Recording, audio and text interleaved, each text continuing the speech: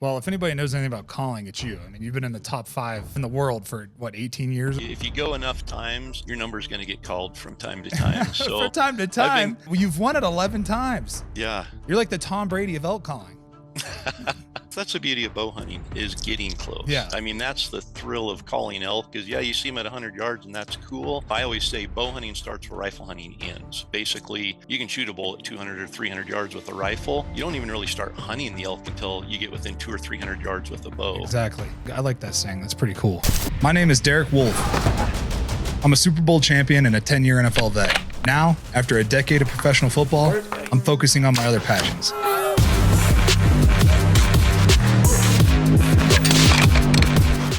Hey everybody, welcome to the Wolfe Untamed podcast. Today's guest is 11-time world championship elk caller, Corey Jacobsen. He's got over 40 years of experience in the elk calling world, elk hunting world, and he started 2 different companies. One is called Elk 101, the other one is Elk University. So teaching all things elk. Hope you like it. Corey Jacobsen, everybody.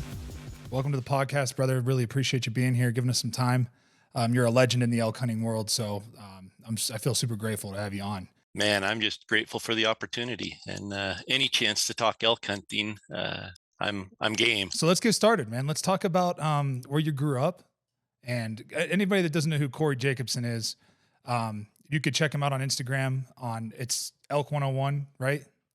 Yep, Elk 101's the business one, and then I've got just personal. It's CoreyJacobsen.elk101. Right, and then you have a website as well for Elk 101, which is just elk101.com. It's funny because I've sent so many people to that website that are like, hey, I kind of want to get into elk hunting. And I'm like, well, I'm not about to teach you because I'm still trying to figure it out. So yeah, it's like if you ever stop learning, you're putting yourself in a big hole. And that's my goal every season, is to keep learning. But with that being said, I have been hunting my whole life. I grew up in elk country, and I just want to share those experiences. And there's a lot. There's a huge story, I think, behind all of it. But at the end of the day, I love elk hunting, and I love seeing other people be successful. So to be able to put those together is, it's really a blessing. Yeah, it's funny because I grew up whitetail hunting. So I grew up in Ohio. So that's where my love for hunting started, was with whitetails and turkeys. Really, that's all we had, small game and stuff. But I always dreamed of big game hunting elk with a bow, because I love the idea of being uptight and close with a big bugling bull. And obviously football got in the way of that. And as a kid, it was like it was so expensive to even think about coming out here. So I just didn't think it was ever going to happen. And then finally, I'm living here for 10 years playing for the Broncos. And what am I going to take on my day off? Going to go hike up in the mountains? Like, I could barely walk. I'm not making it up there. Right. Like, it's not going to happen. So it just was never, it just like took a back seat to football for so long. And then when I finally got to go, I feel like so my wife bought me a landowner tag down in New Mexico for a Christmas present and a retirement present. So I was like, sweet. But I felt like I had to go cut my teeth over the counter first. So I spent 5 days hunting elk. Well, really, I was just hiking and going through blowdown with the bow in my hand for 5 days straight, and did like 100 miles and never saw an elk. So that's how I cut my teeth. And then it was crazy because like a week later, I showed up at the end of September down in New Mexico, so like Lincoln National Forest area, and it was like Jurassic Park. I mean, it was tough because there was almost too many bulls in the area, because like every time you tried to get on a bull, a satellite bull would come in there and screw it up, and he'd just take his cows and leave. So then it was like trying to figure that game out. So I spent 5 days doing that. And then finally on the 5th day, I was able to connect with a good satellite 5x5. And I was just like, people are like, what's that like? What's that compared to like football? I'm like, dude, it's like, sacking Tom Brady in the AFC Championship game. Like, that's how I felt. Like, that's the same feeling. So when people are like, oh, you got to experience these crazy high rushes, but I was like, nothing makes me more nervous and more anxious than being at full draw and making sure everything is perfect, before you release that arrow, because there's a lot of responsibility behind that, right? Like, I never felt nervous about beating an offensive lineman and getting a quarterback to the ground, but there's things that I feel nervous about. There's a lot of confidence that goes into bow hunting, same way with pass rushing, but there's also a lot of failure involved, because you fail over and over and over and over again. Then when the time comes where it's like, okay, this might actually happen, you have to be ready. You can't be surprised by it. So it's like, you know, it's crazy because you have to like love suffering, right? I guess. Yeah, and you mentioned it, you know, the failure rate, you fail every day, multiple times over and over and over every day, and that mentally beats you up. And then when you do, you know, everything comes together. There's so many factors that have to work out just exactly right to get the shot. And then you get the shot and miss, and that's like the Oh, ultimate, like just that heartbreak, that failure. You want to quit bow hunting, you want to quit hunting, you want to just cut your bowstrings and go home.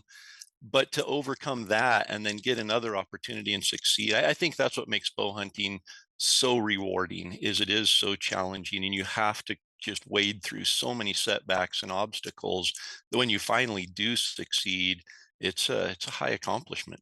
yeah. And I would say, you know, people talk about, you know, oh, well, I'm over the counter public land hunting.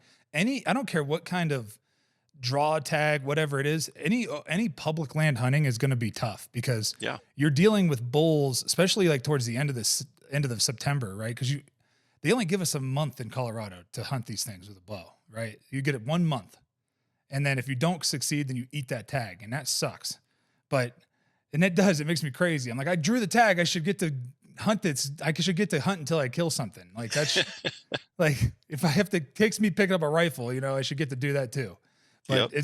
it's you know, it's a different world out here because you got a lot of out of staters that come in, and it would be unfair, I guess, but whatever. I pay taxes. I don't know. We can get into that later, but the thing is that, you know, what you're saying is like, hey, if you keep putting the work in, you don't give up, because you're right, man. Like there's times where I just want to like throw my bow off a cliff. I'm like, I'm just gonna throw this thing off a cliff. I'm just hiking around with it anyways, and you get tight on these bulls, and they got like 50 cows with them, and you know everything's going perfect, and you just need 10 good seconds of good wind, and then the wind will stop, and then it'll swirl for just a second, and then they're out of there, and then it's so disheartening to watch elk cover 2 miles.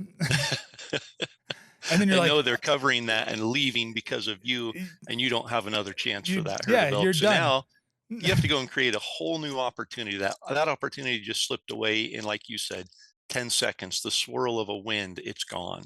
And I'll give you an example of that this year, right? So the unit I was hunting, it's like an 8-point draw, right? As a resident for archery hunters. Drew the tag, or no, I didn't draw the tag. I got a landowner voucher gifted to me. So it was like an awesome opportunity to hunt this unit, right? Well, I didn't know where the elk were. So, and I don't really know the unit well.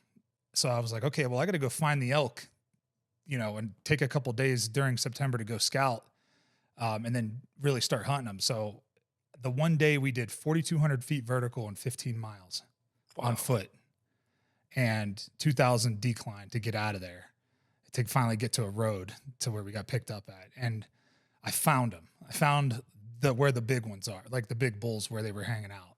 And they were hanging out at like 12,000 feet, of course, you know. And I was like, okay, cool. The next morning we'll go in there. We put one to bed, you know, kind of did it like a turkey hunt, you know, get him roosted pretty much. And he's down there Totally. screaming and pissed off, and he'll be there in the morning doing the same thing. We come up there. He's right there screaming, going crazy. And we get in position, and he's playing the game.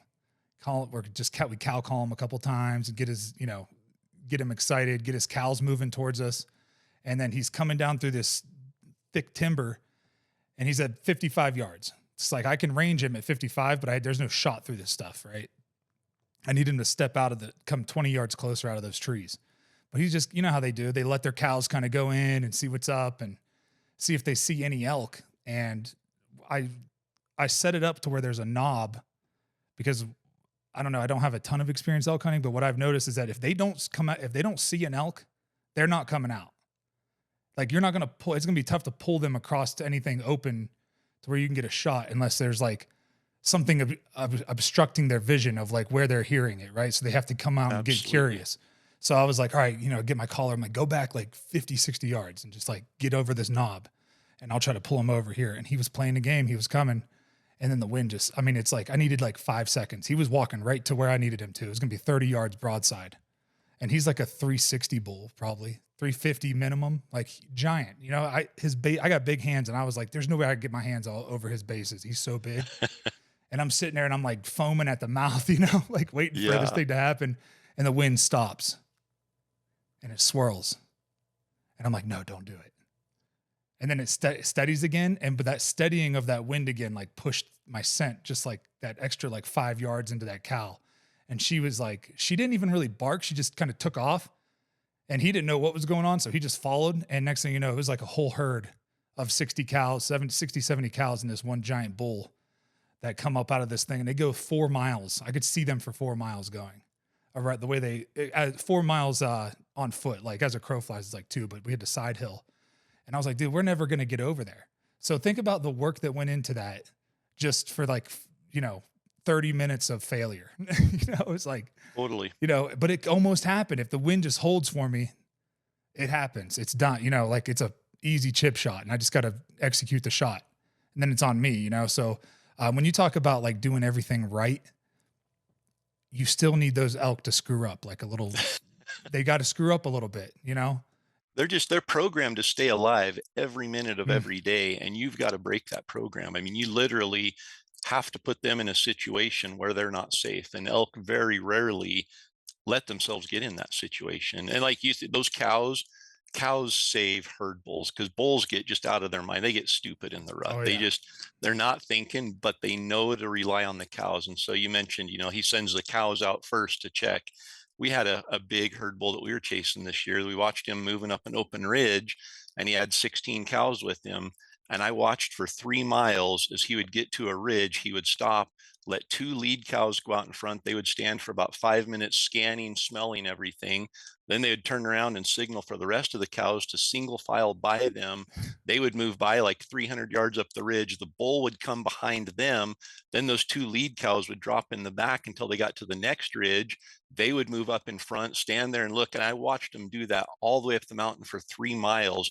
That bull never once put himself in a position where he was susceptible to danger. Yeah. It's like they just know what's vulnerable. They know their vulnerabilities, so they know where they're vulnerable and they know where those cows can see. So it's like, they're always going to keep the wind.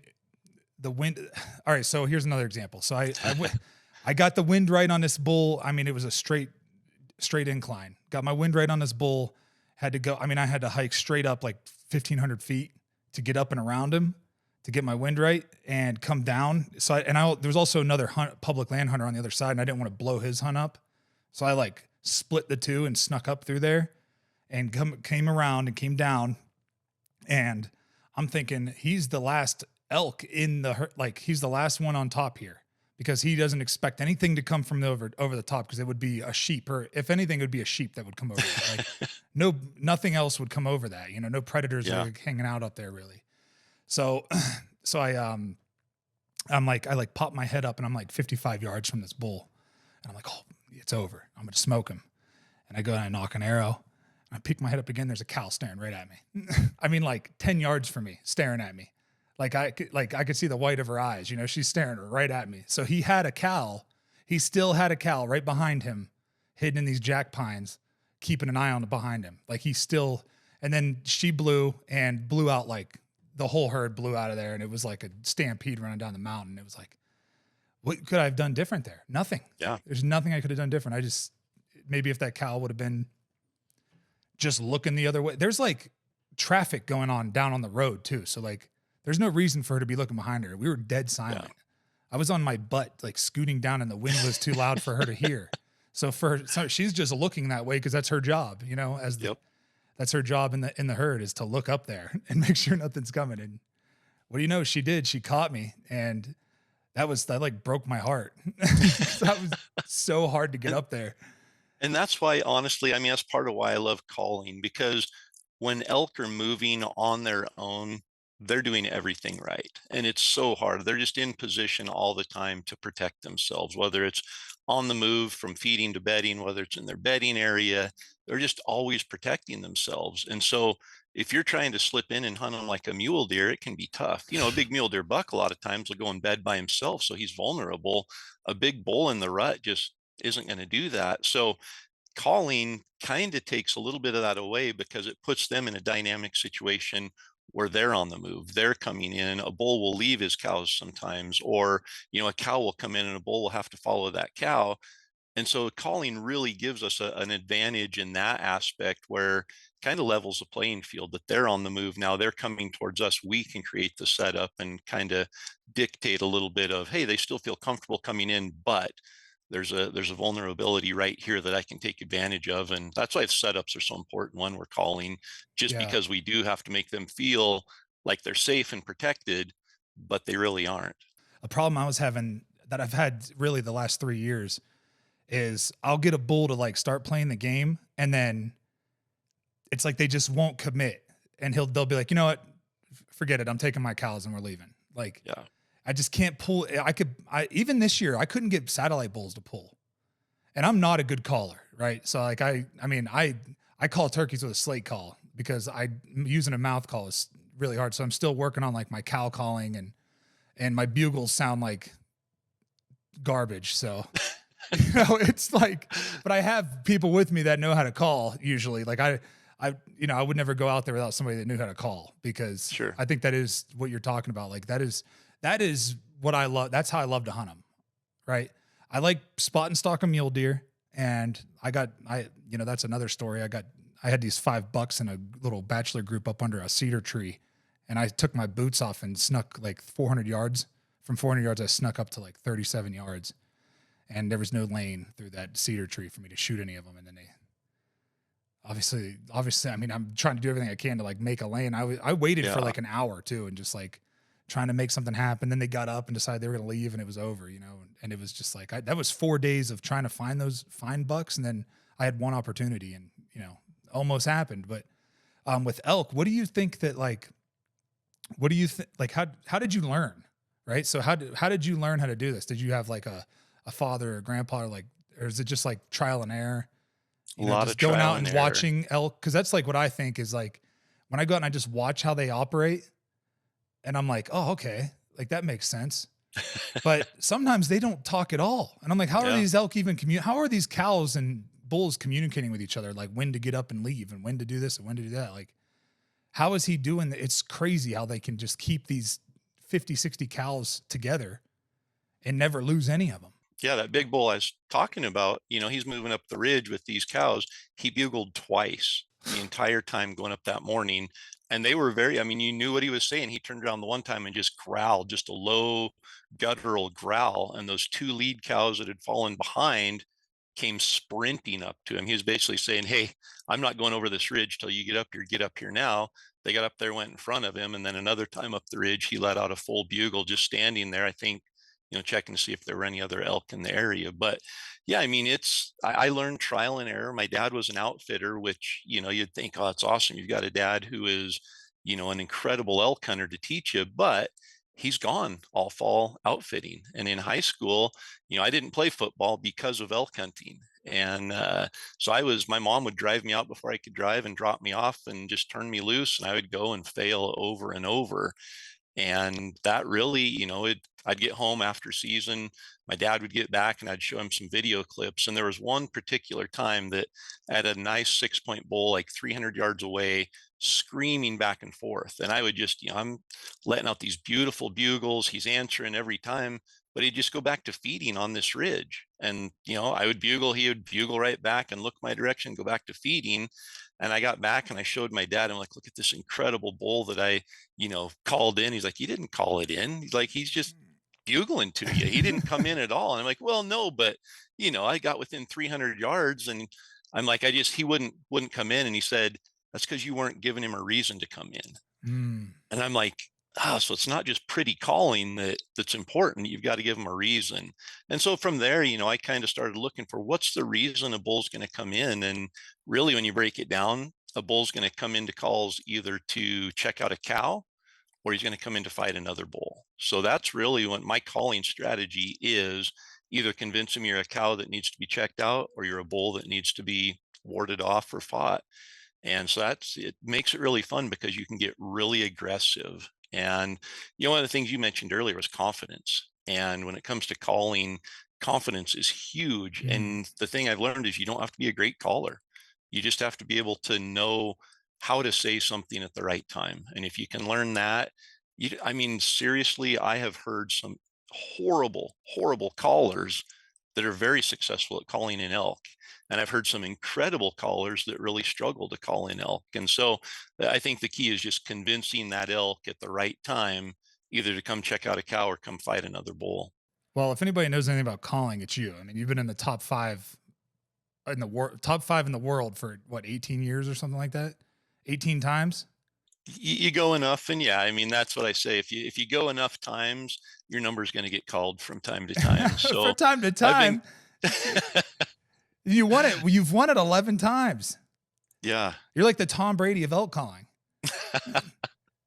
That's insane, man. It's just, I just think there's such an art to it. And when you're talking about instinct, it's an instinct, right? So like, you know, a lot of old timers have told me, you know, don't try to think like the elk, don't try to think like a deer, try to take away their options. But when it comes to elk, I think you do have to think like an elk, because absolutely, when you think about what would piss you off, right?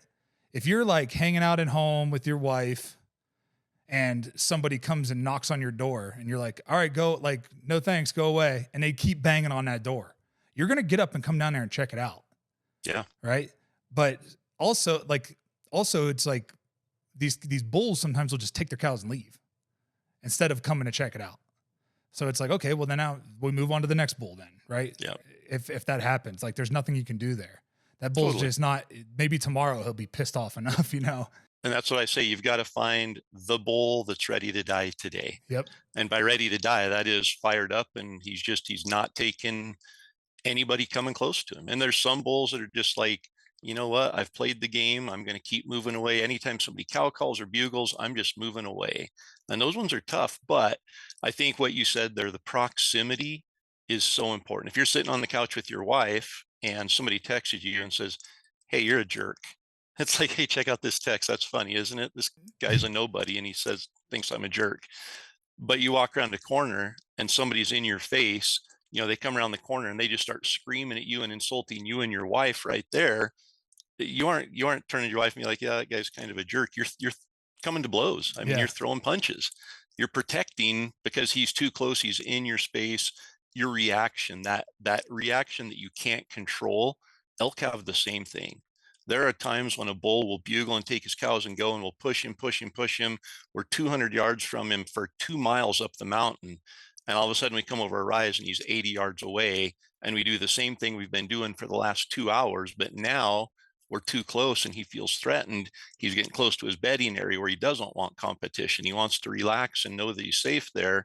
He's going to come in and run you off at that point. So getting close and then saying the right thing. And you said it exactly, thinking like an elk. What do I need to do to make that elk want to fight me? And I think there's a lot of similar tendencies to a, 23-year-old male human to a rutting bull elk. Oh yeah, definitely full of testosterone, you know? Yeah. And they only get to do it once a year. So it's like they get to expel all that energy for a whole month, you know, a little over a month of doing that. You know, end of August in Colorado, you start hearing them start bugling a little bit and start trying to round up their cows. And then, you know, even into October, like the second week of October, they're still getting after it. So you got like a month and a half of good rut action in Colorado, which is awesome to see, you know. But, you know, when you get these bulls that are like bedded in the middle of the day, right? And you're like, I kind of know where he's bedded. Like I know what area he's bedded in. Do you ever just sneak in there and just rip one when you're like 100 yards away? Oh, it's my favorite time and area to hunt. Like 11 o'clock to 2 o'clock in a bedding area on a north face. The efficiency of that situation is higher than anything I can think of. The bull, you know, multiple, I would say 40 to 50% of the bulls that I shoot are between 10 o'clock and 2 o'clock. Yeah. And there's a lot of reasons. First, they're not on the move. When they're on the move going up the mountain, a bull doesn't want to turn and come in because his cows aren't coming in. They're moving to the bedding area. Yeah. They have a mission to get there at the right time to be protected. So a bull turning and coming into your calls is leaving his cows. He's susceptible to losing them. He could lose the fight with you, and then you steal the cows. So he's just following the cows.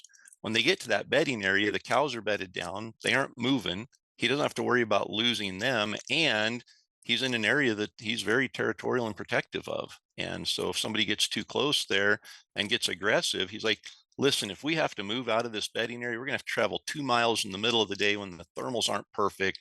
It's going to be much better for me, and I'll be much safer if I get up and protect this area. Yeah. And so I'll walk all day throwing location bugles down into bedding areas. And if I can get a bull to make a peep during the middle of the day, he's a dead bull. Like if he answers me between 10 and 2 o'clock, I pinpoint his location. I can get within 100 yards of him, and there's no way he's going to get up and leave. He's going to come into that calling setup. You know, and it's funny because there was a lot of time I was doing that same thing this year. That was like my strategy, because I was like, dude, we chase these bulls all day long, and then they just like get to their bedding area and then we blow them out. Like, yep. I was like, that's not working. You know, I was like, we got to just like chill, watch it, like keep ripping bugles as we walk ridges, not skyline ourselves and not be too loud. But that's the other thing I want to ask you. What are, how many bulls do you think you walk by before one actually finally answers? You know, like you walk by probably 10 bull, you know, if you're hunting a big enough area, like you'll walk by 10 different bulls. They just don't answer you. And then there's going to be one, especially there'll be one that does though. If you keep going, you just have to keep going. Yeah. And that's what I was saying. That one that answers, he's in a world of hurt. He doesn't know it yet, but when he answers middle of the day, it's like, oh buddy, you just sealed your fate. You're talkative. It's weird because I always say this, like the elk are educated, because I feel like they are educated, like they know better, you know. And it's because you see them right before muzzleloader season, which muzzleloader season is like right in the middle of September in Colorado, which sucks for archery hunters. You know, awesome if you've got a muzzleloader in your hand because, like, you know, a lot of bulls are hitting the ground, but terrible if you're an archery hunter because these guys with the muzzleloaders, they're just like ripping banging away, ripping bugles all day, just like skylining themselves. They don't care because all they need is a bull to pop out at like 100 yards and they could smoke them, you know. And it's actually like I could say I was probably within 100 yards of 40 bulls this month. Yeah. But you know, you need them closer than that. You shouldn't be slinging arrows. I don't know. I'm not slinging arrows at 100 yards. I'm not doing it. That's the beauty of bow hunting, is getting close. Yeah. I mean, that's the thrill of calling elk is, you see them at 100 yards and that's cool. And sometimes you get desperate and think, oh, I should fling an arrow so I can kill one. But that's not bow hunting. Bow hunting is that, you know, I always say bow hunting starts where rifle hunting ends. Basically, you can shoot a bull at 200 or 300 yards with a rifle. You don't even really start hunting the elk until you get within 200 or 300 yards with a bow. Exactly. Yeah, I like that saying. That's pretty cool because it's true. You're like, oh man, I was so close, but were you really though? Because unless you were within 80 yards of that bull, like you had zero opportunity really. I mean, I don't know if I've ever heard everybody I've ever heard of shooting at an elk at 100 yards. It's like, oh, I went right over his back and he ran closer to me for some reason. Well, yeah, because he heard something behind him, so he was like, oh, what's that? You know. Yeah. Which is not a bad strategy. I mean, maybe just fling an arrow over his back. Sling one right over his back and get him to walk closer. I'd rather call him in than go on that, me too. that approach. Me too. But you know how it is. You get desperate out there. You get desperate. Yep. You're like, come on. It's like, I just need something to happen for me. Hey guys, I want to talk to you about one of my favorite sponsors, Juniper Mountain Coffee. Coffee without compromise. You're getting high quality coffee without the high prices. This is an American company that stands behind their values. They stand behind their coffee. These guys make some of the best coffee I've ever had. It's a coffee I drink every morning. Juniper Mountain Coffee works directly with the farmers, paying fair wages, and that way you have no middleman. There's no BS, no garbage. You're getting high quality products. So go check them out at junipermountaincoffee.com. Like, when do you know? Like, okay, there's nothing happening here. This area is cooked. Like, do I just leave and try to come back tomorrow, or do I just go find a whole nother area? Because if those bulls aren't going to talk to you, like, good luck, you know, especially, I guess instead of doing that, let's talk about what happens when that bull does talk. So you've found, you know, where they're bedding, you're walking those bedding areas and you're just ripping bugles. Are you walking down in the timber? Are you staying down in the timber and walking? Cause somebody that's been elk hunting a long time told me this, that elk don't really care about they don't care about the noise. They care about sound. So voices, metal hitting metal and fabric hitting like trees and stuff, like that's like your boots going through sticks and breaking stuff. like anybody that's ever heard an elk walk through the woods knows that like They can be they noisy. can be pretty noisy, you know, but they Yeah. also can be really sneaky. Like Yep. a bull can sneak up on you if he really wants to and not break a Totally. like he'll break like one stick and you'll be like, oh, that's just another squirrel. And there's, I think that's a really important distinction is it's okay to make noise, but not sounds, not an unnatural sound. And there's been many times where we'll have a bull that'll bugle 400 yards up the ridge and we just go slipping in. And as we're getting close, we break a branch and the bull's 80 yards away and he screams at us because he hears the branch break. And he's like, there's an elk close by. And other times you make the wrong noise and he goes quiet and moves off and you never hear him again. So, I think that's an important distinction that if you're trying, my goal is when I hear an elk bugle, I try to get as close to him as I can without him knowing that I'm coming close. So I'm going full stealth mode. I don't want to break a branch. I don't want to make even natural noises. I want the element of surprise. If I do make a noise, I've got to, follow it up with a cow call. Then he knows there are elk there, and I lose that element of surprise. So I do like to get as close as I can without making any noise. But once we start calling, and especially the caller in his location back behind the shooter, then he can make any noise he wants as long as it's natural. I mean, raking, breaking branches, stomping around, rolling rocks, all of that, those are natural noises that an elk is going to make and isn't going to be alarmed when he hears. But if he hears a rock roll, and he hasn't heard anything, and all of a sudden a rock rolls 80 yards from him, he's not usually going to take a chance. He's going to move off a couple hundred yards and then sit there and listen to see if he hears anything else. So making the right noises at the right time can be okay. That's the thing, man. You could second guess yourself all day, but the best way to do it is just go in there and do it, right? Like just go in there and do it and see if it works. Cause totally. And you mentioned, walking through timber. We'll get on a ridge above a bedding area. So you can usually tell a bedding area, it's going to be a north face, something with a bench on it, 2/3 of the way up the mountain.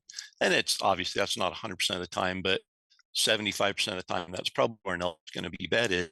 And so there's probably going to be a ridge that runs up the east side or the west side of that north face.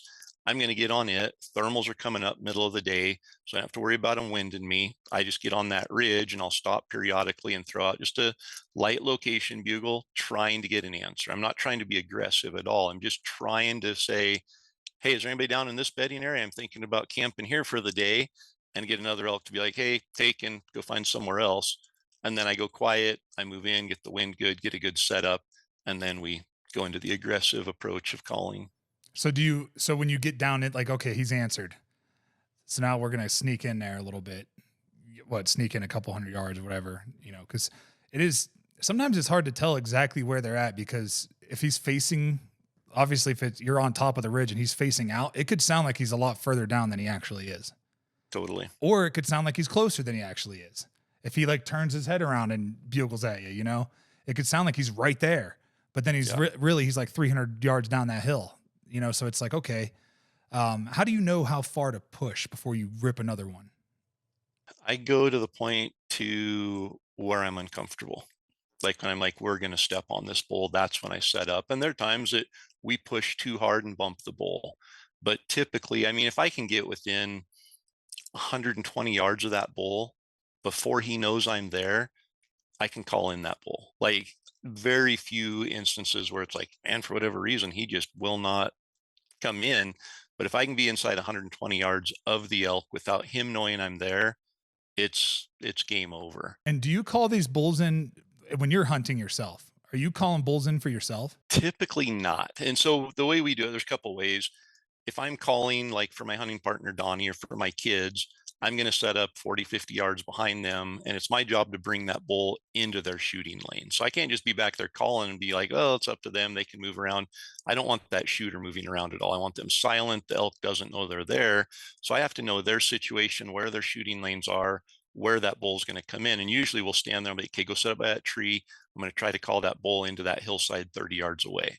And then I have to set up, like you mentioned earlier, getting behind a ridge or something. That bull can't get to a point where he can see where the calls are coming from because he's going to stop. And if he's not in the shooting lane, he's not coming any closer. So I have to be really, conscientious of where they're set up and where I need to get that elk to when I set up as the shooter. Yeah. If I'm shooting myself, a lot of times I'll do the calling too. until we get the bull to commit. And then Donnie or one of my kids will be back 40 or 50 yards. And then they'll usually just do some cow calling or some challenge bugling too in the right situation and finish the bull, get him into that setup. But I'm such a control freak with calling. I was gonna say, yeah. I bet it's like you're like the goat of calling elk in. So it's like if you're out there and you're like, I mean, I bet it's frustrating sometimes because you're like, I know exactly what should happen here, but they're not doing it. Like they're not. Yeah. They're doing. There was a circumstance that my caller this year was just one of my buddies. We'd never really hunted together though. You know, it was just a friend of mine who knows how to call, and he's decent. And he was like, "Hey, when you want me to bugle, do this. When you want a cow call, make a C." And I'm like, "How the fuck are you gonna see that from 60 yards away with your naked eye?" He's like, "Well, I'll have my binos up."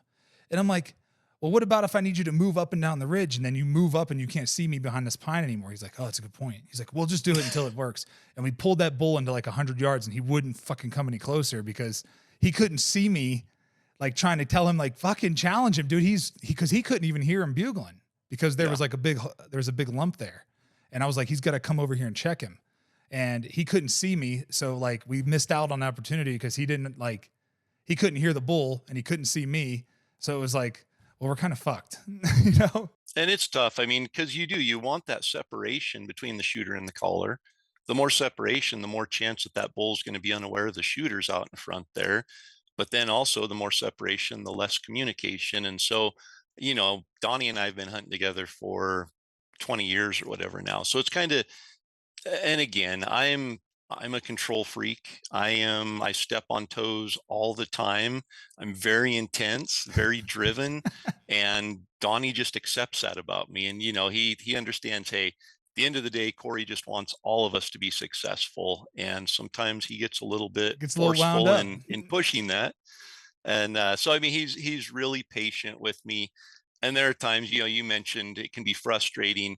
At the same time, it can be very humbling because I'll think I know what I'm doing. I'm like, you got to do this. And then he does it and the bull, moves away, or he does something else and the bull comes in. It's like, I wouldn't have done that, but that worked out. And so, I think there's definitely give and take there of but at the same time, I've been doing it a long time and I've seen what works. And in my mind, I'm pretty set in my ways and I like it to go my way most of the time. Well, yeah, if you want to test your friendship with a buddy, take him elk hunting with you. Oh, yeah. Because I'm the same way, man. I'm fucking intense and I'm very like driven as far as like, hey, let's fucking go. Like, Get your ass up. Let's go. Come on. Like, because I just will push it. And then, some guys just they can't do it. They just can't physically do it. But luckily I have a really cool group of guys that they get after it, and we're like on each other's ass the whole time and goofing and having fun. And, that's what it's about, man. If you're not having fun out there. Totally. And I think we get so tied up in filling a tag. Like that's the ultimate goal. And when we step out the first minute of the first morning of the hunt, that's our goal. And when it doesn't happen an hour later, it's like, oh, this is terrible. Things aren't going our way. And it's so important to look at every success, not just the filling the tag, finding elk, getting into fresh elk sign, hearing an elk bugle, calling an elk in. Those are all successes. And then recognizing the failures, what happened and what went wrong, and then fixing that failure. And I think that's where a lot of hunters fail, is they fail and they don't fix it. They do the same stupid shit over and over, which is the definition of insanity. It is. So you're going to drive yourself fucking crazy doing making the same mistake over and over and over again. And, and I just an example, that's what we kept like for the last 3 years. We'll push and just never get a bull to come in because we don't stop and just like, hey, we got him talking here. We don't need to fucking move. Let's get him to come to us. Yeah. And it's like, we get too excited. It's, the guy that I hunt with, he's a big turkey hunter. So like turkeys, he'll fucking push them and push, and then he'll fan them and they'll come right in. Yeah. But bulls are like, they're like, fuck that. Like if he's leaving, he's leaving, like you're not going to catch him. So it's like, we just got to play it cool, chill out, let him come to us. If he's not going to come to us, then he's not the right bull. Yeah. Like we got to find the right bull. And I think a lot of people struggle with that because I think Instagram has ruined it. because people see, all they see is these dudes hammering these giant bulls, right? Yeah. Like they're like, oh, dude, and obviously pictures like the guy standing fucking 3 feet behind the bull, extending his arm all the way out, you know, and it looks, you know, the picture focus is like on the horns, and it makes it look like his thirds are like as long as his torso. Until you put in context his hand there, and it's like, well, his thumb's as long as the third, so Yeah, it's not like, as long as it yeah, looks. you're like, there's no way that bull is as big as he's making it look out to be. But that's what people are seeing, right? So like, Yeah. you know, you're on the mountain, you're getting off the mountain, you're seeing everybody post their picture of their bull, and you're like, man, fuck, why won't it happen for me? Like, why is it not? I'm doing everything right, I feel like. Well, it's like, well, maybe you are, but you know, at the end of the day, you got to take into question, like, where are you hunting? Yeah. What area are you hunting, right? Like, what kind of bulls are you hunting? Are you hunting pressured bulls? Or are you hunting non-pressured bulls? Are you hunting private land bulls that have zero fucking pressure, and you know, your guys are killing them from water holes and blinds and stuff, so they don't even know what calling is. So like when you do call, like when people get out there and call to them, they're like, whoa, what the fuck is that? And they freak out and call right back, you know?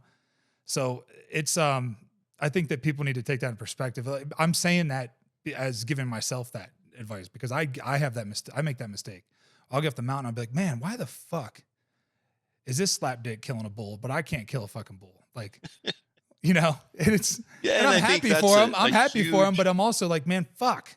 Like, Yeah. you know, I want to kill one too. You know, I want to get out. I want to get, I would like to have some fucking elk meat in my freezer, because I've been eating soup, tag soup for the last 2 years, but it's like, Yeah, my cameraman John and I had that conversation packing an elk out a couple weeks ago, just about ego and jealousy, and you know, Instagram obviously fans that flame.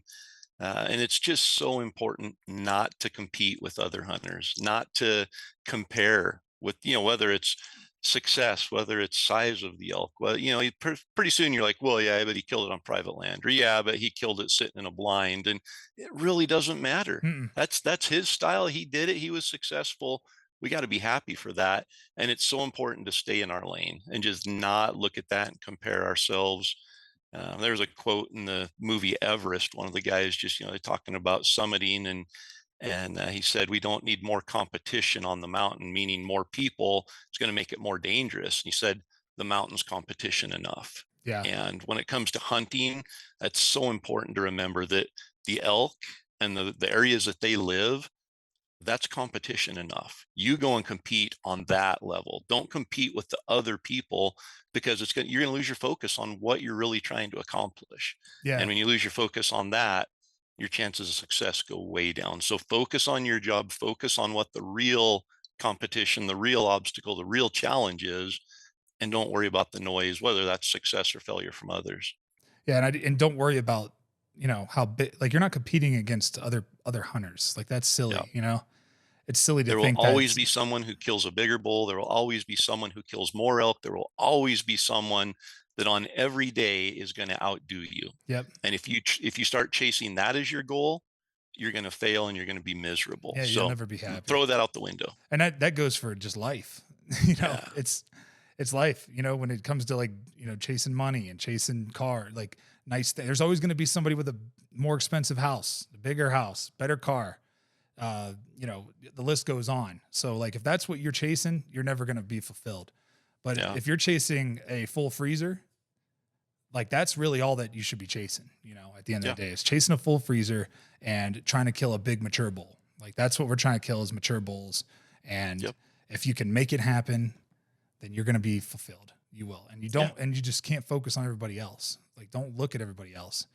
And, you know, it's hard not to, because you get, you know, there's a lot of downtime, you know, middle of the day when nothing's happening. You're like, I mean, we can only walk so far here. Like, you know, let's just take a break. And then how many naps are you going to take on the mountain? You know, it's like, take 1 or 2 naps and then let's go. Like, I don't want to just sit around. I feel like I'm wasting time, but, you know, the time that you are sitting there, you know, and you got some service, you're scrolling your phone and doing this and doing that. And it's just like, man, you got to pay attention to keep the main thing. And the main thing is, you know, what you got going on, being present in your situation.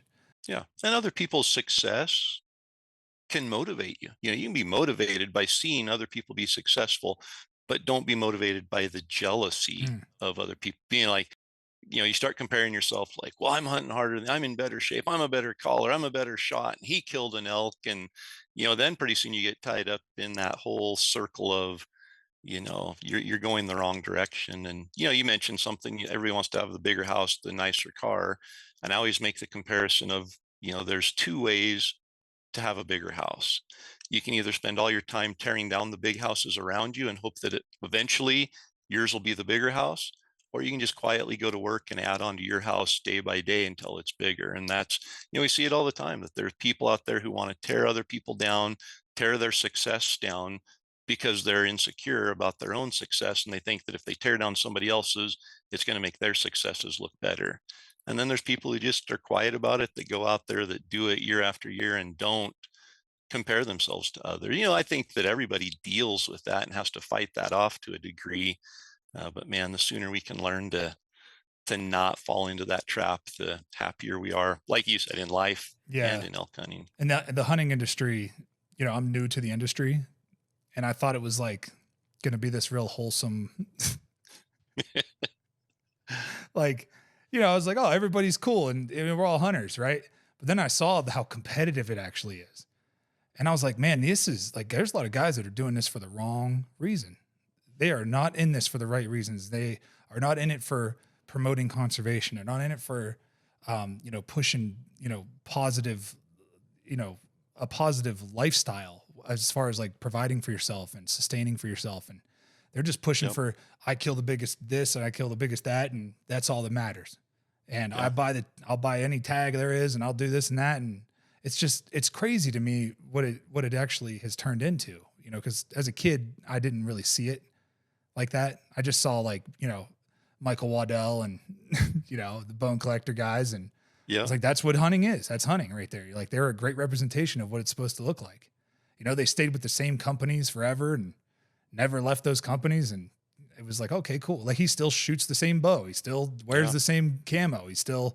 Everything is the same as when I was 13 years old, and it's like, now you just see guys jumping brand to brand. There's no loyalty there. It's all like a money grab. And it's almost kind of sickening to watch, but it's like, you can't focus on that part, right? If you stay on your lane. You mentioned Instagram ruined it. I think hunting TV started the downward slide, because unlike any other TV production in the hunting industry, you have to pay for your time slot. So they aren't coming to you saying, hey, we want you on our TV. You're going to them saying, hey, I want to be on TV. So a lot of it was driven by ego. I want to be on TV, so I'm going to pay $300,000 to have a quarter of programming here.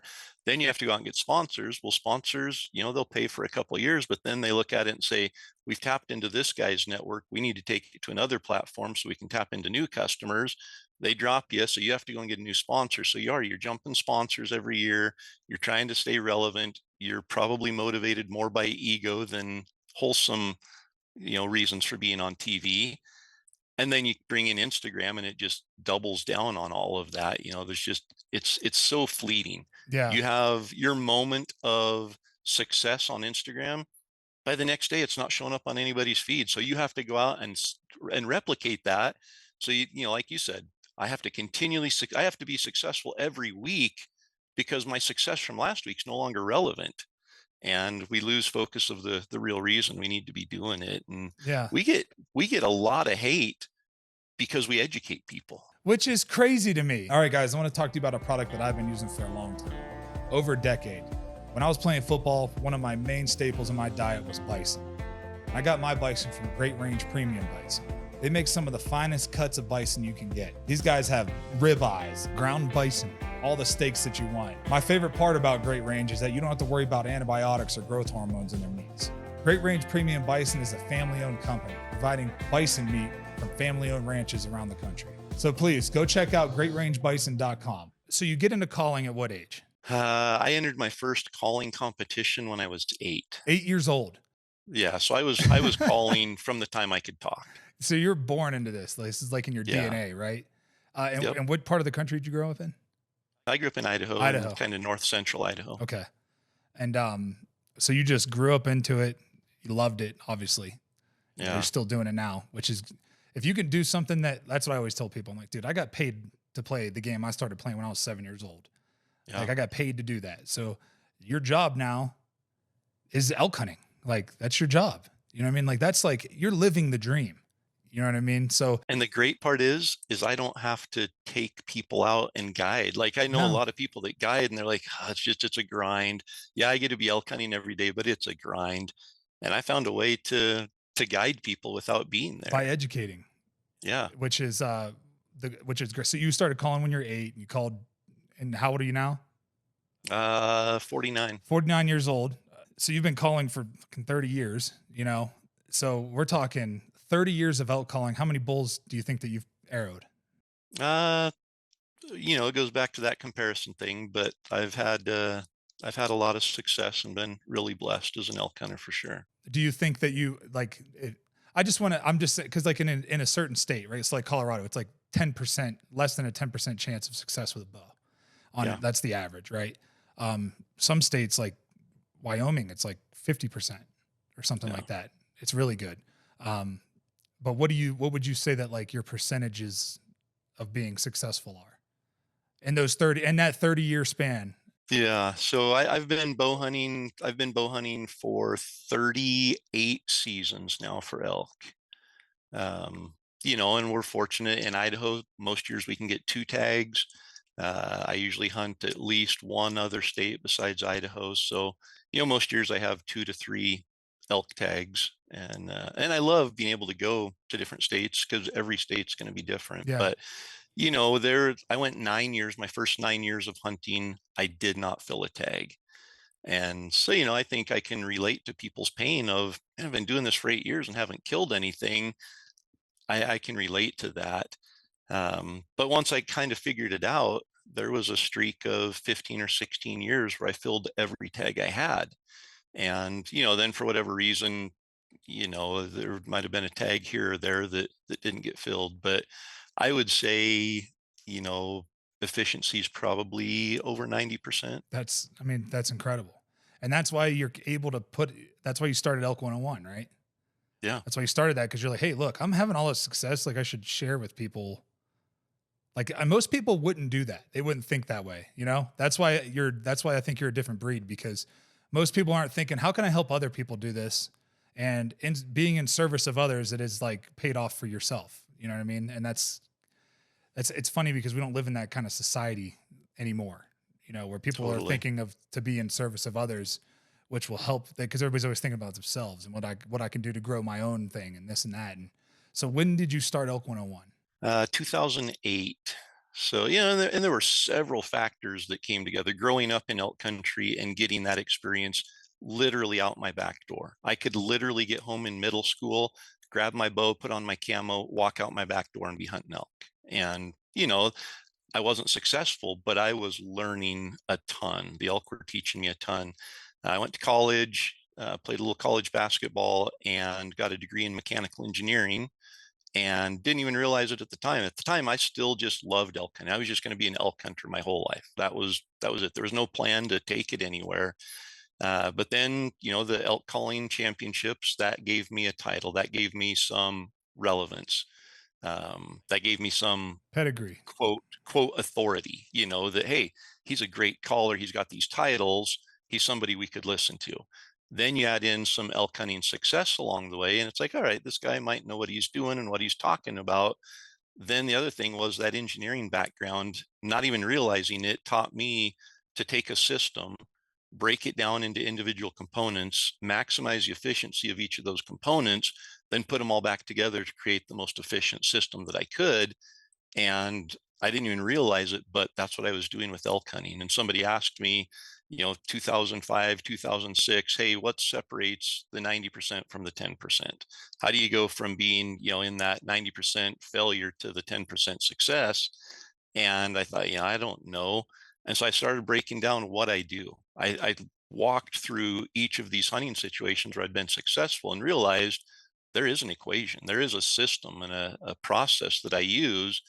And so I broke it down. I realized I'd been maximizing the efficiency of each step along the way and then putting it all back together. And so being able to break it down and then explain it in a way that people can grasp it and understand it so it doesn't seem overwhelming, because It's this huge equation of all these things, all these pieces going in at the right time in the right place.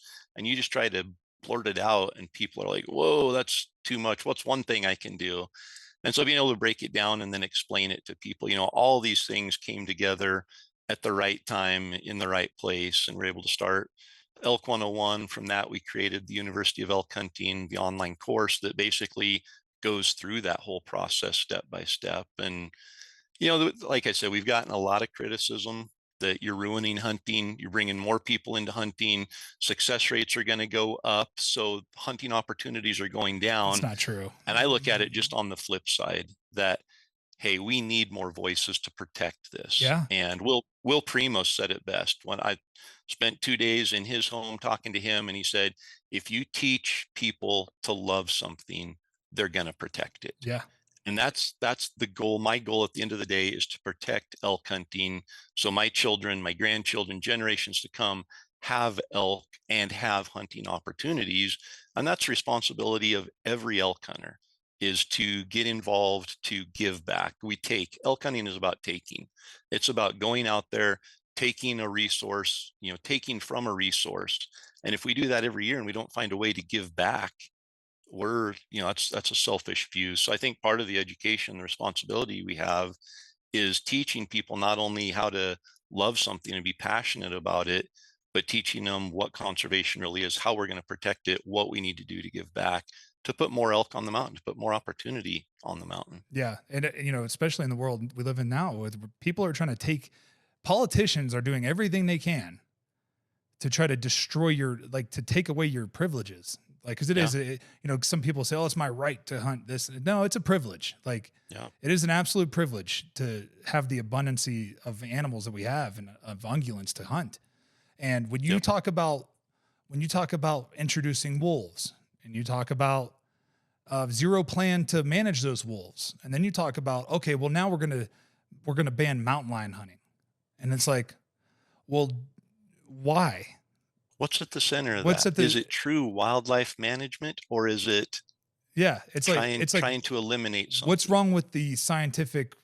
I mean, you have all of the hundreds and thousands of, you have thousands of biologists in Colorado, college-educated biologists, and they all agree that you have to properly manage all of them.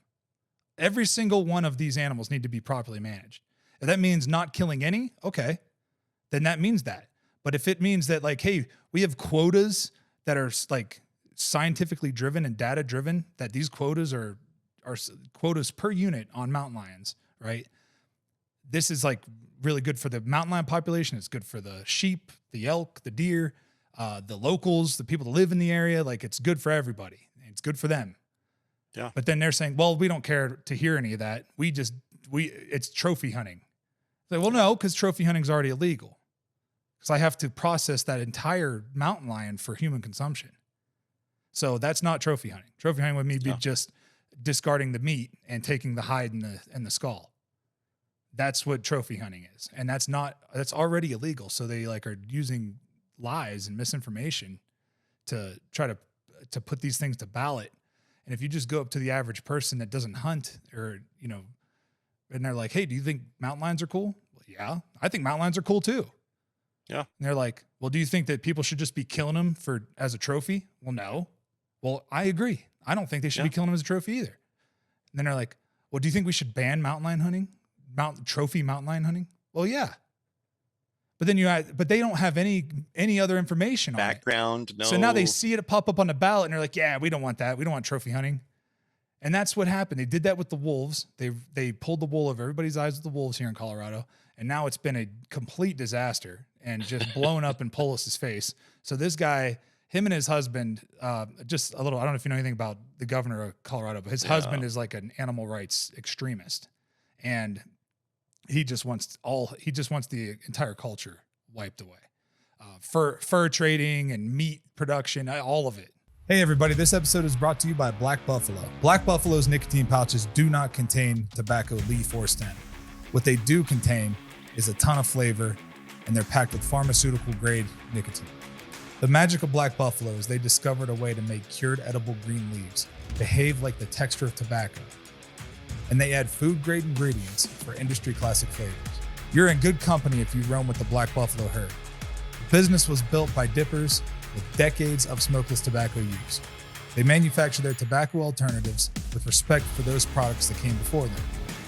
Bold flavors, full pouches, metal lids, and a brand that stands for something: American. Their products are also proudly endorsed by brand ambassadors such as MMA Hall of Famer Cowboy Cerrone, NASCAR champion Brian Blaney, rising country star Larry Fleet, and Rob O'Neill, former U.S. Navy SEAL Team 6. So if you're 21 and older and you consume nicotine or tobacco and you want to join the Black Buffalo herd, head over to blackbuffalo.com to learn more. You can order nicotine pouches online, and they ship directly to most states. Or you can check out their store locator to purchase pouches at thousands of retail locations around the country. Black Buffalo, an American brand, pouches worth respect. In your opinion, somebody who's, almost 40 years in this industry, what do you think the most important thing is for, young hunters to do right now? Like, what is like, the North American model of conservation, of wildlife management works, and we've proven that. And I've seen, in 40 years, I've seen hound hunting and bear baiting get banned in Oregon. I've seen things in Washington. I've seen it on the ballot in Idaho, these things. And then I've had the opportunity to be 30 years down the road and see the ramifications for these things. And the problem is there's too many people that think nature needs to manage nature, that we need to just go back and let nature manage nature. The predator-prey balance is going to work out. Yeah, there's going to be some swings, but eventually they're going to find homeostasis and everything's going to be great. And in a perfect world, that sounds really magical, but we've ruined the perfect world. Yeah. There's no going back. We've built subdivisions in winter range, in migration corridors. We have messed up logging and wildfire suppression. We have done all of these things that have completely changed the natural habitat for all wildlife. So we have a responsibility to manage them. And part of that management is through hunting.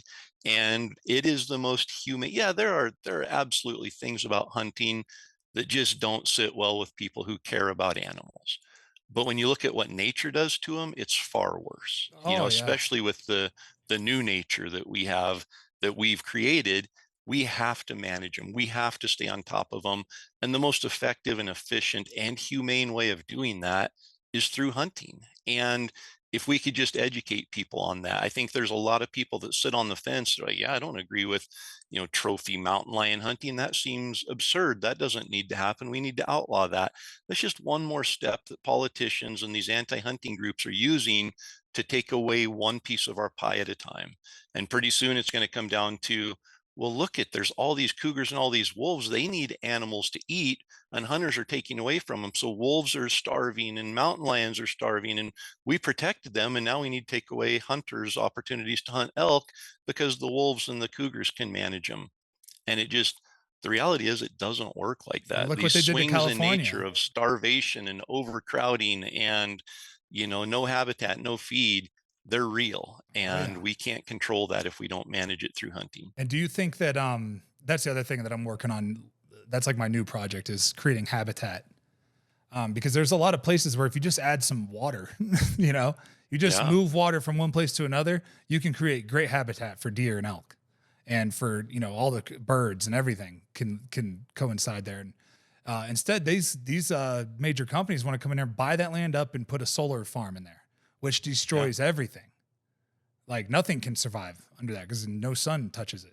So the same politicians that want to ban mountain lion hunting want to take away habitat from wildlife in the name of wildlife. And it doesn't make sense. Well, and something, you got to smell the fish, right? Something's fishy. Like you got to smell it and you got to see what's going. It's an attack on our way of life is what it is. And it's the conservative way of life. It's the, most hunters are conservatives.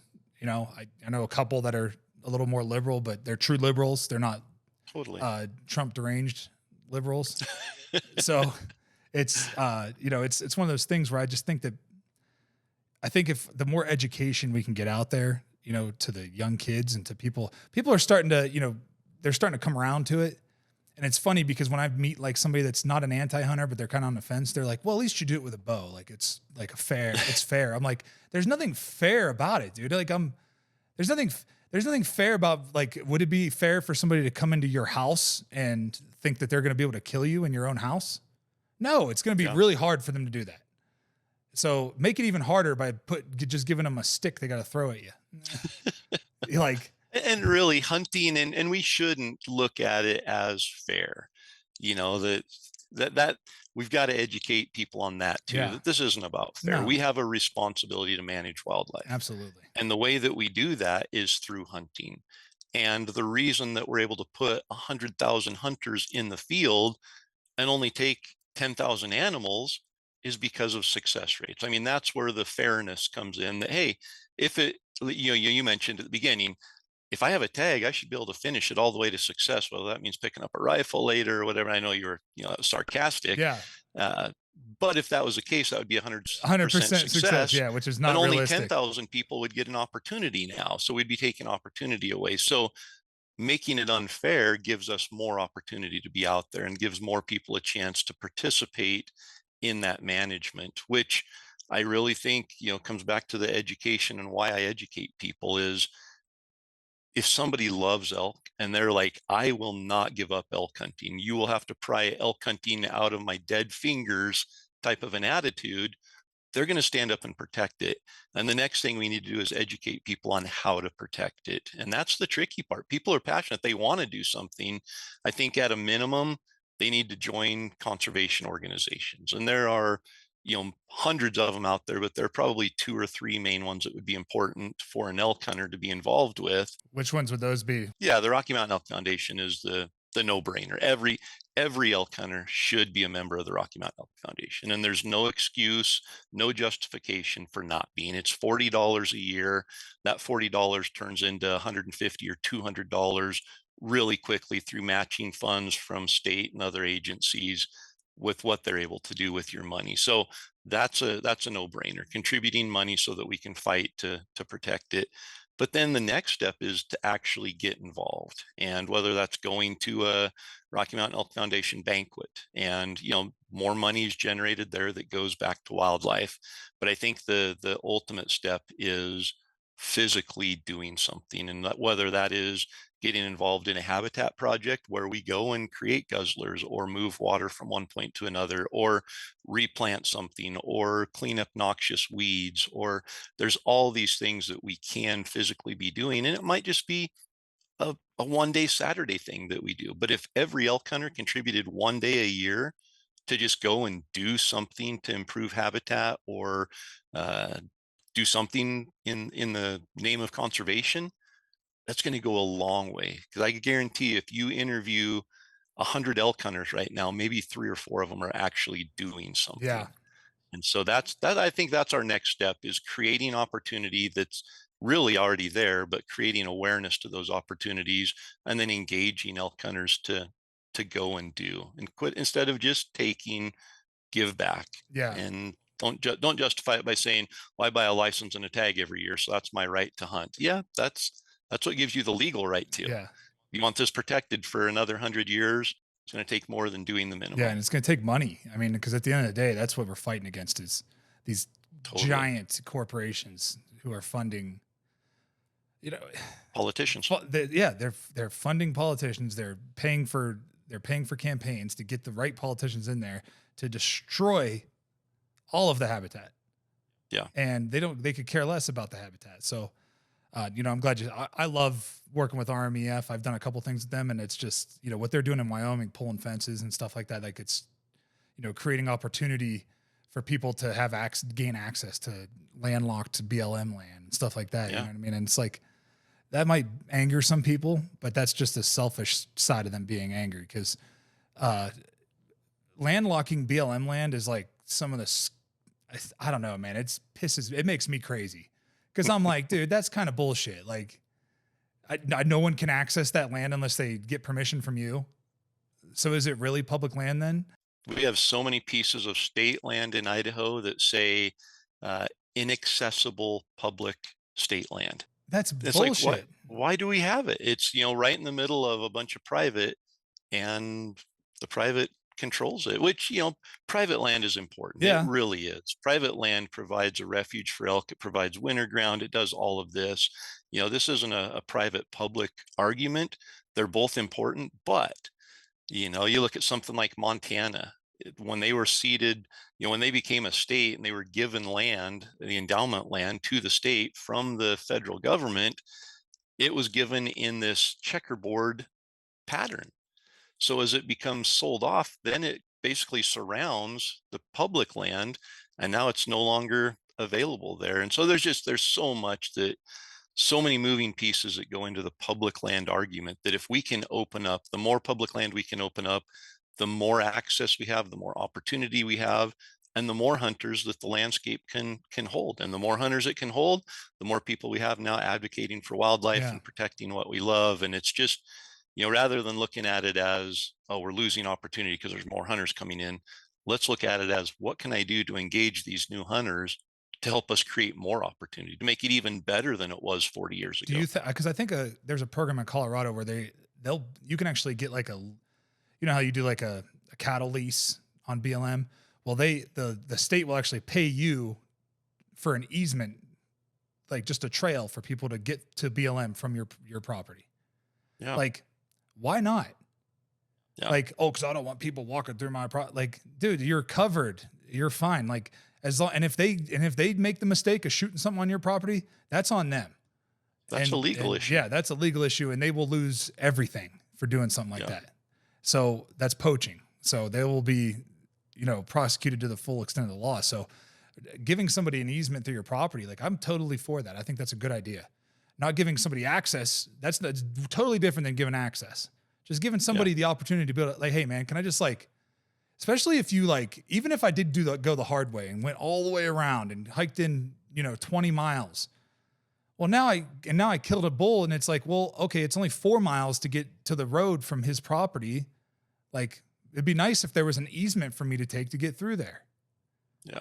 But unfortunately, they make it impossible for people to do it, but I do think Colorado has a program that people are taking advantage of now to be able to access things through like that. But there's also there's an app that a friend of mine created. He went to the Colorado School of Mines, and he's a big elk hunter. It's called Infinite Outdoors, and it's basically Airbnb for private land. So if you just want like day access to a property, you just pay them $100 and you can have access. You know what I mean? It's like, it's really cool for landowners, because it's like, hey, I'm not giving you permission to hunt my property, but you can, you want trespass, you want to pay a trespassing fee, great, So it's a really cool app that people should check it. You should check it out, because it's actually, for sure, it's cool for, fishing access, hunting access, like all that stuff, and outfitters hate it. Well, and it goes back to all these special interest groups, outfitters being one of them. And I have nothing against outfitters. My dad was an outfitter.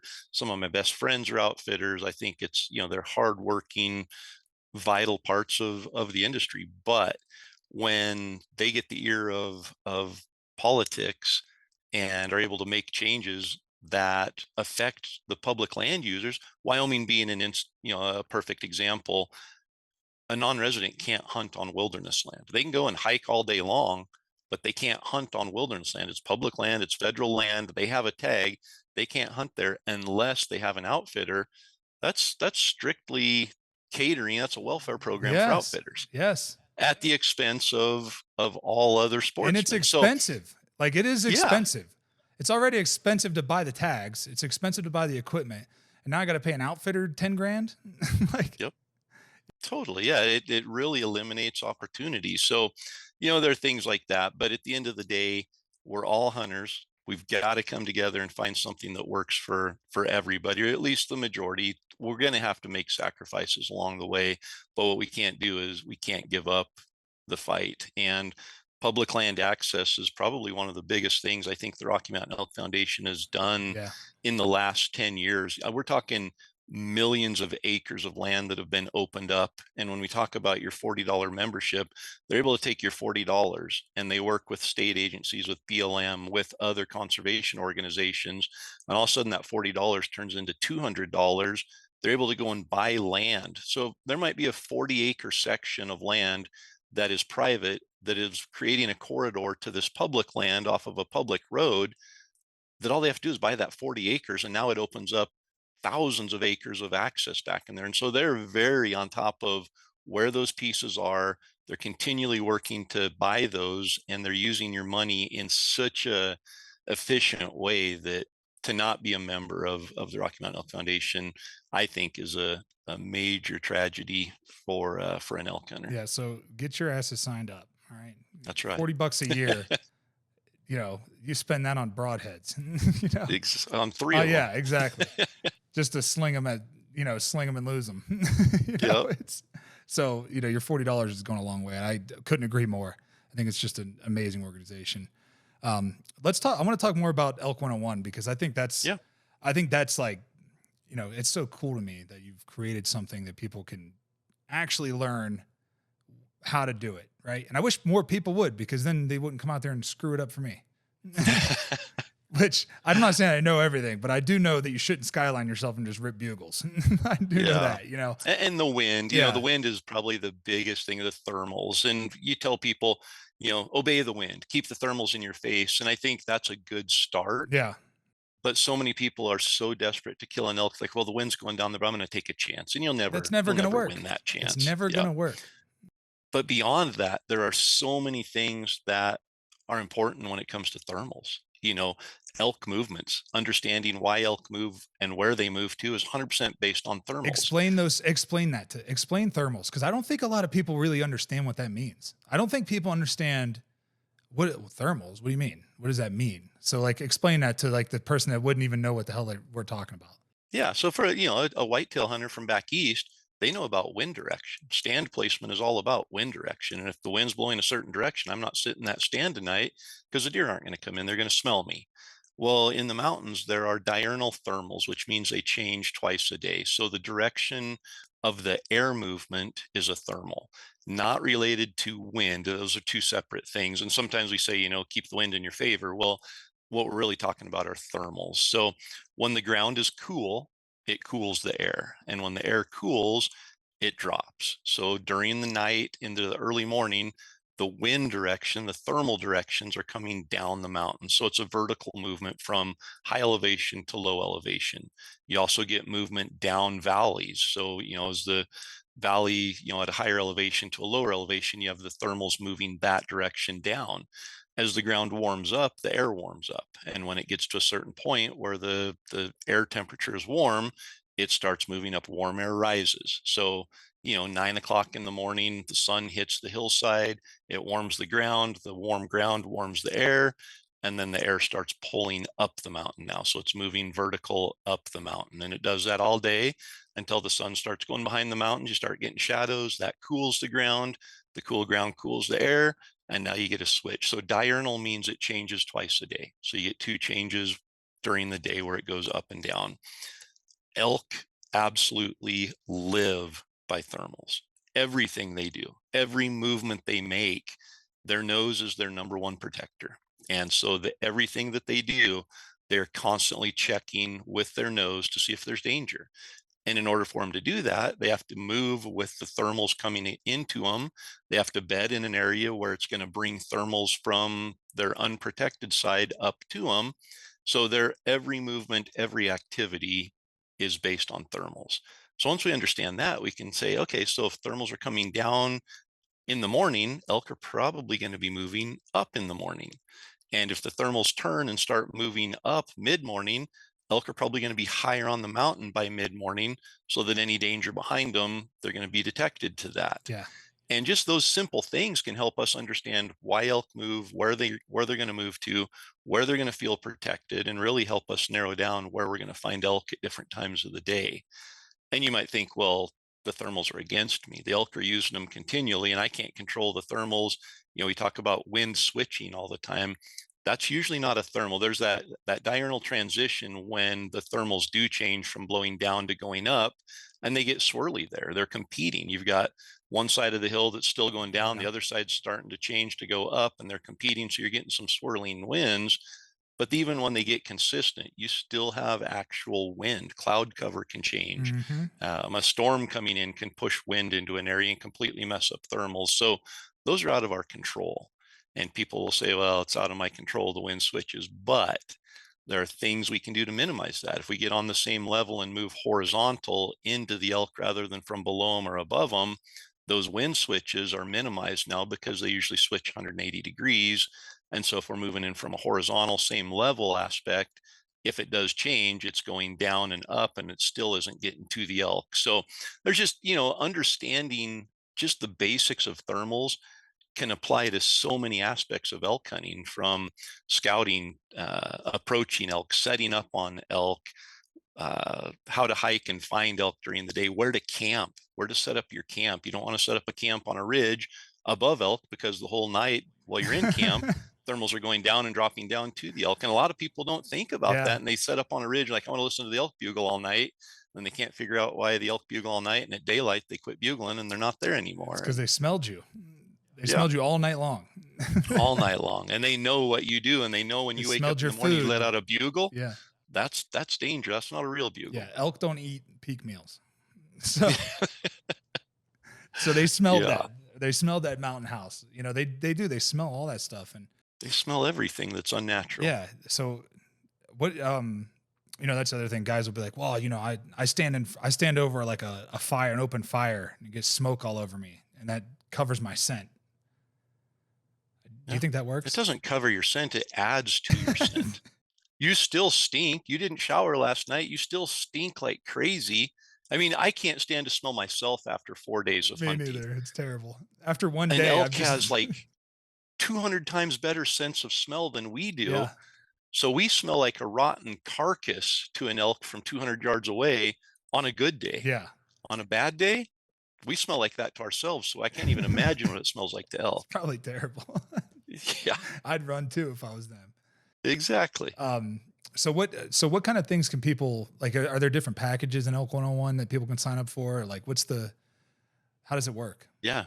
So Elk 101 itself is just a website, and it's, there are articles there, there's videos, all of it's 100% free. Like, you don't have to sign up for anything. If you do sign up for the email list, you get notified of things when they come out. But we also created the University of Elk Hunting, and that's an online course that you could sign up for. A few years back, we converted that to outdoor class. So outdoor class is now being operated by the Rocky Mountain Elk Foundation. Randy Newberg and myself are also owners in it. And within outdoor class is the entire University of Elk Hunting library. Plus, there are classes, kind of like master class for hunters. It's got, there's classes from Remy Warren, from Randy Newberg on everything from spot and stock mule deer to late season rifle. So those are all kind of extras, but the full University of Elk Hunting that I created in 2015, 2016 is all available there. So they can just go to outdoorclass.com and sign up for that class. And I think if they use the promo code Elk 101 30 or Corey 30, or there's some, I should probably know, but try those two discount codes. I think it'll save like 30% when you sign up. I mean, it's a great deal. So what were those promo codes so that people got them? Elk 101 30 or Corey 30, Corey 30. Try both of those and those should save you. And it's $99 for a year access to the entire library. And that's going to take $30 off that. So it's $69 for, less than a tank of gas. You're getting all the education you could possibly want. And think about it. Why wouldn't you? Because especially if we're just going to pick one, because you have like rifle hunting and everything.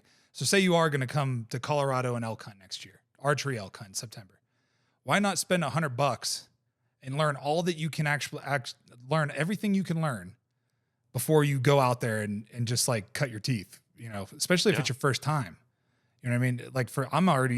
Like I'm definitely going to do this because like I've learned so much just having a call. I was really looking forward to this because I knew I'd learn something from you just in this, hour and a half conversation we were going to have. So imagine like all that, 40 years of knowledge between you, Randy Newberg, Remy Warren, who's an absolute killer. Like, the guy's unbelievable, and so, just those three guys right there, the experience there that you can get, you can't get that anywhere else. I don't care how many seminars you go to. I don't care how many times you've been out in the woods. Like, you're never going to get that kind of experience, other than listening to people that have actually done it. So I think that's just incredible that you've created something like this. Cause like I said, man, most people wouldn't do that. Most people would be like, this is I'm going to keep this to myself. Cause there are a lot of really good elk hunters that don't say shit about it. They just go out and do it. Well, and I think it comes down to that mindset of, if someone else succeeds, that takes away from my success. Mm-hmm. And I don't look at it that way, but I can see where it comes from. The old timers, you don't tell anybody. I still don't tell anybody where I hunt. I get a different vehicle with no stickers, different license plates, because I don't want to take the chance of somebody seeing where I hunt, because hunting areas are sacred. Yeah. But I will tell you how to find your own hunting area. I teach that. Yeah. This is how you can go and find your own, and this is why it's going to be a successful area. These are the things to look for, but you can't have mine. Yeah. Go find your own, and here's how you need to do it. And I just think that, that old time mindset of, if somebody else kills an elk, that's an elk that I don't get to kill now. So they're taking away from my success. Yeah, that's silly. And, I think it's a very selfish mindset, that somebody else killing an elk, yeah, it's one less elk on the mountain for me to hunt and kill. But at the end of the day, they're not diminishing my success or my opportunities. And then, the other thing, education, knowledge is vital. I really think that we are the best weapon we take into the woods. It's not our bow, our rifle, it's not our boots, our backpack, it's our knowledge. And the more knowledge we can gain, the more successful we're going to be, the more confident we're going to be. And that confidence is what translates to success. 1000% agree. I mean, it's like that in any aspect. That's why I love hunting, because it translates to life. Yeah. So in so many ways. So football was the same way for me. Well, Corey, I really appreciate you. I love what you're doing. Love everything you're about, man. Like, would love to stay in touch. So absolutely. I appreciate the opportunity. Cool. Thank you, brother. Thank you. All right. Thanks for listening to the Wolfe Untamed podcast. Be sure to check me out on Instagram, DerekWolf_95. Check out the Wolfe Untamed podcast on YouTube. You can listen on all the other platforms, as well as DerekWolf.com.